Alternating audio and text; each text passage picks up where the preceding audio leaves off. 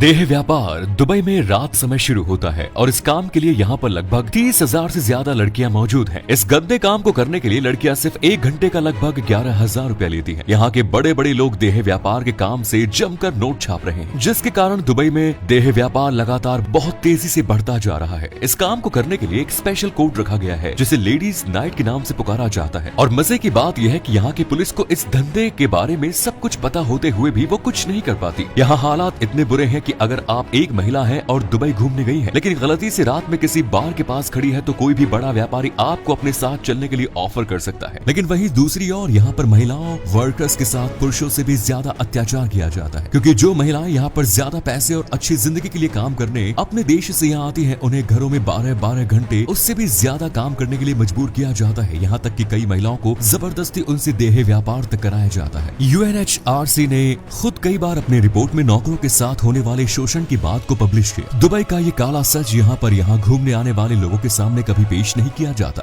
क्योंकि उनके सामने एक बनावटी और आकर्षक दुनिया को पेश किया जाता है और लोगों को पसंद भी यही है। यही कारण है कि यहाँ पर देह व्यापार बहुत तेजी से बढ़ रहा है, जिसमें वयस्क के साथ साथ नाबालिग लड़कियां भी देह व्यापार का शिकार होती हैं। इन लड़कियों की खबर आपको दुबई के किसी भी अखबार, न्यूज चैनल या फिर सोशल मीडिया चैनल पर कभी नहीं दिखाई जाएगी। दुबई की सरकार के नियमों के अनुसार यहाँ की मीडिया सरकार और रॉयल फैमिली के खिलाफ कभी भी कुछ नहीं बोल सकती। इतना ही नहीं, दुबई उन देशों में भी शामिल है जहाँ पर खाना सबसे ज्यादा बर्बाद किया जाता है। ये हालात तब है जब दुबई में खाने के लिए कुछ भी नहीं उगाया जा सकता। यहाँ पर खाने के लिए अधिकतर सामान दूसरे देशों से लाया जाता है, लेकिन यहाँ के लोगों द्वारा रोजाना 38% से ज्यादा खाना बर्बाद किया जाता है और रमजान के दिनों में खाने की बर्बादी 16% तक पहुँचती है। दुबई में एक ऐसी सिटी की बात सामने आई है जिससे जानने के बाद आपके पैरों के नीचे से जमीन खिसक जाएगी। दुबई में सिर्फ 2 तरह के लोग मिलते हैं, अमीर और सिर्फ गरीब, जिन्हें गुलाम भी कहा जाता है। इन गुलामों की जनसंख्या दुबई में 79% है, जो कि अधिकतर दक्षिण एशिया, जिसमें भारत, पाकिस्तान, नेपाल और बांग्लादेश से लाए गए लोग हैं, जबकि सिर्फ 11% जनसंख्या ही अमीरात की है। यहाँ पर लाए गए माइग्रेंट्स के साथ एक दास की तरह व्यवहार किया जाता है। इसका मुख्य कारण यह है कि यहाँ की करेंसी साउथ एशिया देशों की करेंसी से बहुत ज्यादा मजबूत है, जिसका फायदा उठाकर भारत, नेपाल, बांग्लादेश और पाकिस्तान जैसे देशों के गरीब लोगों को ज्यादा पैसों का लालच देकर उन्हें यहाँ पर काम करने के लिए बुला लिया जाता है। लेकिन यहाँ पर आने के बाद इन लोगों को दुबई की असलियत का पता चलता है, क्योंकि यहाँ पर रोजमर्रा की जिंदगी और रहन सहन के हिसाब से जो उन्हें सैलरी इन लोगों को दी जाती है, उस हिसाब से वो इन लोगों के लिए चिल्लर के बराबर होती है। यही कारण है कि यहाँ पर आने के बाद भी ये लोग अपना जीवन सही से नहीं बिता पाते। यहाँ पर काम करने आए लोग काम को छोड़कर भाग न जाए, इसीलिए यहाँ की कंपनियां उन लोगों से एक कॉन्ट्रैक्ट पर साइन करवाती है। लेकिन अगर कानून की बात करें तो दुबई के कानून के तहत किसी भी वर्कर की सैलरी को रोकना, उनका शोषण करना एक कानूनन अपराध है। लेकिन दूसरे देशों से लाए गए वर्कर प्राइवेट स्पॉन्सरशिप सिस्टम के तहत यहाँ लाए जाते हैं, इसलिए दुबई की सरकार भी इनके मसलों पर कुछ नहीं बोलती। नीले कपड़ों में दिख रहे मजदूरों को दुबई में स्लेव वर्कर यानी कि दास माना जाता है। इन लोगों से दिन के 12-12 घंटों काम लिया जाता है और कभी कभी इन लोगों को हफ्ते में मिलने वाली छुट्टी भी नहीं दी जाती। हालात इतने खराब है कि अगर ये लोग अपने देश वापस जाना चाहे तो नहीं जा सकते, क्योंकि काम पर रखते वक्त कंपनी इन लोगों का पासपोर्ट अपने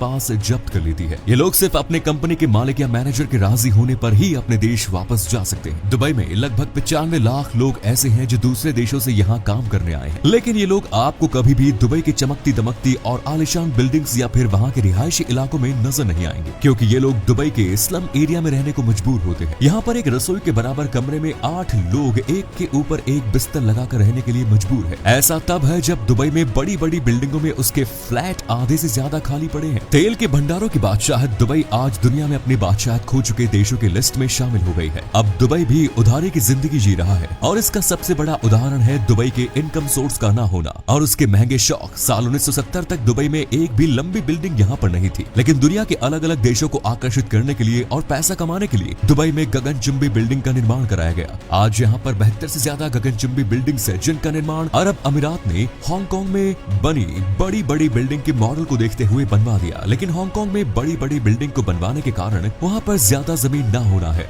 जो कि अब दुबई के लिए सबसे बड़ा नुकसान साबित हो रहा है, क्योंकि ये बाहर से दिखने में जितनी खूबसूरत और आकर्षक लगती है, अंदर से उतनी ही खाली है। 1.6 बिलियन डॉलर की कीमत से बनी दुनिया की सबसे ऊंची इमारत बुर्ज खलीफा की उम्र सिर्फ 100 साल है, जो कि किसी दिखावे से कम नहीं है, क्योंकि इसके रखरखाव में हर साल भारी भरकम खर्च होता है। तो ऐसे में यहाँ पर कोई आम आदमी भला अपना घर या कमरा कैसे ले सकता है? इसके अलावा इस बिल्डिंग को बनाने के लिए कांच और स्टील का भरपूर उपयोग किया गया है। रेगिस्तान जैसे तपते हुए इलाके में कांच से बनी बिल्डिंग को ठंडा रखने के लिए एसी की जरूरत पड़ेगी। इस हिसाब से ये बिल्डिंग पर्यावरण के हिसाब से एक डिजास्टर से कुछ कम नहीं। खैर यहाँ पर्यावरण को किसको पड़ी है, क्योंकि दुबई की सरकार ने पर्यावरण को तो छोड़ो अपने नागरिकों तक के बारे में नहीं सोचा। इतना हाईफाई देश होने के बावजूद भी यहाँ की सरकार ने सीवेज सिस्टम के बारे में आज तक कुछ नहीं सोचा। ज्यादातर सीवेज सिस्टम ऐसे हैं कि अगर उसकी रोजाना सफाई ना की जाए तो गंदा पानी यहाँ की सड़कों पर चारों ओर दिखाई देगा, जिसमें से निकलना आपकी मजबूरी बन जाएगा। सिर्फ बुर्ज खलीफा की बात करें तो इस बिल्डिंग से रोजाना 60 टन से भी ज्यादा मल बाहर निकलता है और इस माल को ले जाने के लिए बिल्डिंग के आसपास हजारों ट्रक लाइन में 24 घंटे खड़े रहते हैं। यहाँ के लोग बिल्डिंग को खूबसूरत बनाने में सारा पैसा खर्च कर देते हैं, जिसके कारण उनके पास मूलभूत चीजों के लिए पैसा ही नहीं बचता, जिसके बाद उसकी कीमत आसमान को छूने लगती है। यही कारण है कि एक आम इंसान चाहकर भी इन बड़ी बड़ी बिल्डिंग में अपना घर नहीं खरीद पाता और ये आज तक इनमें बने कमरे आधे से ज्यादा खाली पड़े हैं। दुबई का काला सच वहाँ के आइलैंड्स भी हैं जो कि खुद इंसानों ने बनाए हैं। दुबई ने दुनिया में खुद को चमकाने के लिए पिछले 20 सालों में 3 मैन मेड आइलैंड का निर्माण किया है, जिनमें पाम जुमेरा है, डिएरा आइलैंड और पाम जिबेलाली शामिल है। पाम जुमेरा को साल 2001 में बनाया गया था, लेकिन आज तक भी आइलैंड पूरा नहीं हो सका, जो कि अपने पैर पर कुल्हाड़ी बांधने जैसा है, क्योंकि पैसों की कमी की वजह से इस आइलैंड के काम को बीच में ही रोक देना पड़ा। दुबई की हालत इतनी खस्ता थी कि 2009 में इन्हीं बेफिजूल के इन्वेस्टमेंट की वजह से दुबई अपने फाइनेंशियल क्राइसिस से गुजर रहा था। डेरा आइलैंड और पाम जिबेलाली पर दुबई की सरकार ने बिना सोचे समझे पैसा पानी की तरह समुद्र में बहाया। तो ऐसे समय में जब दुबई में रियल एस्टेट की हालत खुद पूरी तरह से डूबी पड़ी है, आज भी ये आइलैंड पूरी तरह खाली है। इन आर्टिफिशियल आइलैंड्स को बनाने के लिए समुद्र के अंदर से रेत को निकलवा कर बनाया गया है, क्योंकि इन्हें बनाने के लिए रेगिस्तान या फिर किसी दूसरी रेत का इस्तेमाल नहीं किया जा सकता। लेकिन यहाँ की सरकार ने बिना सोचे समझे इन्हें बनाया। अब नासा की एक रिपोर्ट के अनुसार ये आइलैंड हर साल 5 मिलीलीटर के हिसाब से डूब रहे हैं। वहीं दूसरी तरफ आप रोजाना ग्लोबल वार्मिंग के चलते समुद्र के स्तर के बढ़ने की खबरें सुनते ही होंगे। तो अगर आने वाले समय में दुबई के बनाए गए दिखावटी आइलैंड समुद्र में डूब जाए तो किसी को कोई हैरानी नहीं होगी। लेकिन इस पूरे काले सच के बारे में आपका कहना है, कमेंट्स में जरूर बताएं। धन्यवाद।